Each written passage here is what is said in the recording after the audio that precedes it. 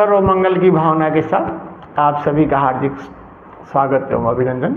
आइए गुरु वंदना से कार्यक्रम का शुभारंभ करते हैं। ओम श्री दक्षिणामूर्ति गुरुवे नमः।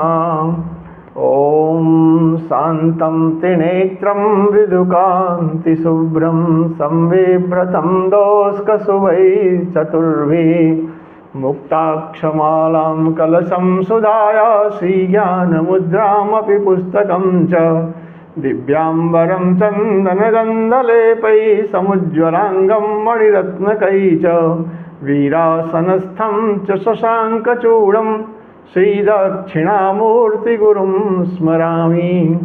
होत्रागृहोत्रागृहविश्वहोत्री होमादिसर्वाकृतिभासमानम् यद्ब्रह्म तद्बोधवितारणीभ्यां नमो नमः श्री गुरुपादुकाभ्याम। एक बार फिर से आप सभी का हार्दिक स्वागत एवं अभिनंदन। दोस्तों, जैसा कि आप जान रहे हैं कि हम लोग जो चर्चा कर रहे हैं कैसे करें कौशल का विकास, इस कड़ी में हम लोगों ने चर्चा किया। 2 कड़ी में हम लोग क्रमशः चर्चा कर चुके हैं और भगवान श्री कृष्ण ने जो अर्जुन को उपदेश दिया उसमें उन्होंने कहा कि योग कर्मसु कौशलम। हमने आपको जैसा बताया कल चर्चा में कि योग का मतलब युक्त होना, लेकिन अभी भी आपके मन में कुछ संशय विस्मय होगा कि आखिर युक्त किससे होना है। तो इसको लेके तमाम सारी चीज़ें मन में आपके चल रही होंगी।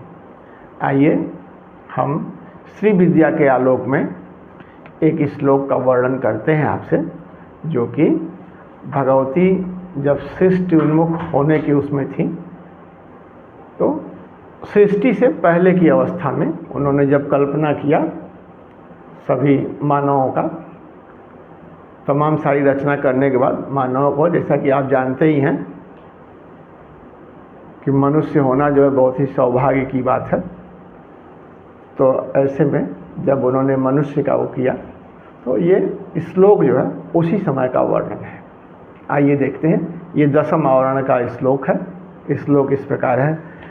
आदित्य मंडल निभाम नरमुंडमालां सोमाग्निसूर्य नयनां शिवचक्रनाथां खंडेन्दुराज मुकुटां नवयौनवाढ्यां माणिक्यरत्नखचितारुणवस्त्रभूषां संलिप्तशोणित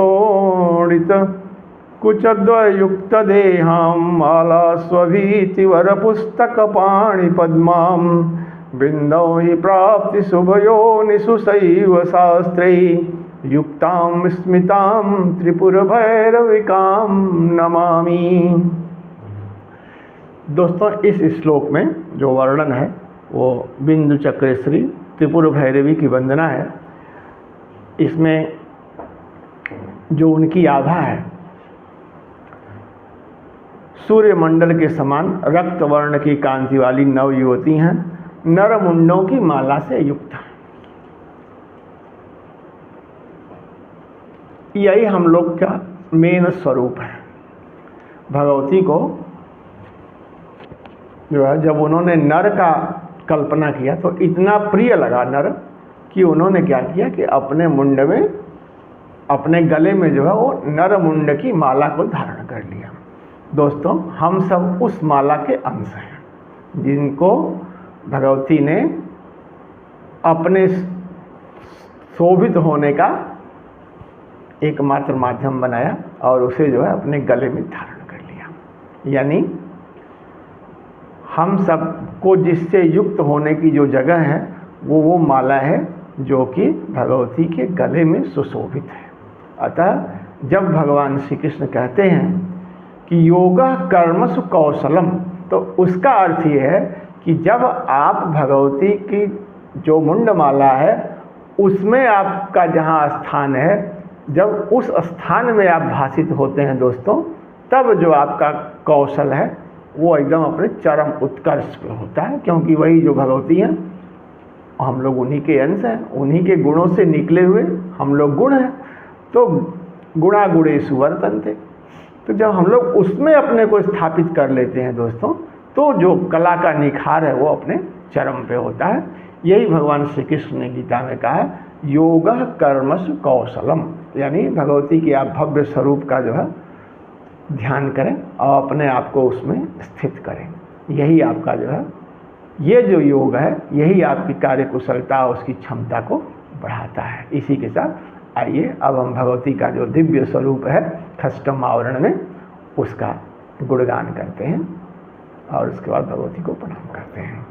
चक्रम च अन्यम दाड़मी पुष्पवर्णम दीप्ताभम श्रीदशारांकितांगम तत्सर्वाढ्यम अर्थसाध्याभिदम च वंदे जो समवायु तत्वात्मकाढ्यम सिद्धिप्रदां सर्वसम्मतप्रदां च प्रियंकरीं मंगलकारिणीं च कामप्रदां दुःखविमोचिनीं ताम् अशेषपञ्चतत्त्वविनाशिनीं च समस्तदुर्विघ्ननिवारिणीं तां सर्वाङ्गपूर्णामथ सुन्दरीं च समस्तसौभाग्यप्रदाभिधां च योगिन्य एताखिलकौलरूपा पाशाङ्कुशाभीतिवरान्दधाना रक्ताम्बरा स्मेरमुखाब्जयुक्ता बन्धूकरक्तादितचन्द्रलेखा नमाम्यहं रत्नविभूषिताङ्गे उत्पत्तहेमरुचिरां त्रिपुरा श्रियं तां मुक्ताक्षपुस्तकवराभयपाणिपद्माम्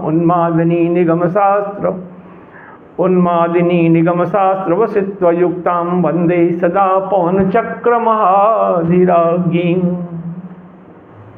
सर्वमंगल की भावना के साथ अब हम आपसे विदा लेते हैं। नमस्कार।